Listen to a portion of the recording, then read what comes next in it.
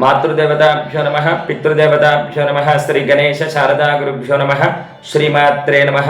Shri Vedagayatri జ్యోతిష్యాల YouTube channel వీక్షకులందరికీ నమస్కారం.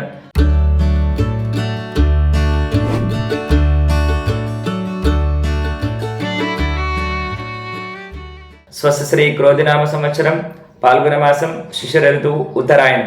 మార్చి నెలలో పాల్గొన మాసంలో తులారాశి వారి యొక్క రాశి ఫలితాలు ఏ విధంగా ఉన్నాయో వీడియోలో తెలుసుకుందాం. తులారాశి వారికి ఈ మాసంలో కొద్దిపాటి కష్టాలు ఎదురవుతాయి. ఒక పర్యాయం తిరుమల శ్రీ వెంకటేశ్వర స్వామి వారిని దర్శనం చేసుకోవడం మీకు అత్యంత మంచిది. ఆరోగ్యం అందగమనం ఆందోళన కలిగిస్తుంది.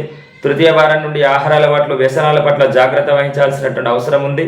ఈ మాసంలో 23, 24, 27, 29 తేదీల్లో నూతన కార్యక్రమాలు, వివాహం కొరకు చేయు ప్రయత్నాలు మీకు విజయాన్ని చేకూరుస్తాయి.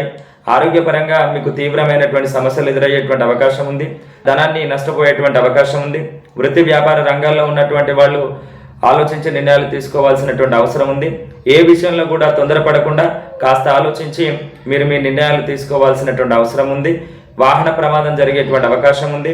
ఆరోగ్యపరమైనటువంటి ఇబ్బందులు ఎదుర్కొనేటువంటి అవకాశం ఉంది. అనేకమైనటువంటి సమస్యలు మిమ్మల్ని చుట్టుముట్టి ఇబ్బందులకు గురి చేసేటువంటి అవకాశం కూడా ఉంది. ధనపరంగా కూడా తీవ్రమైనటువంటి ఇబ్బంది కలిగేటువంటి అవకాశం ఉంది.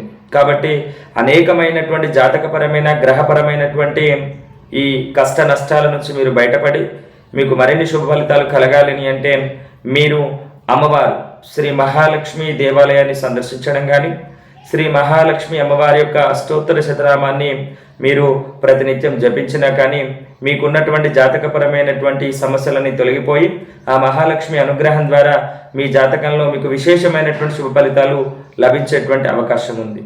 స్వస్తి.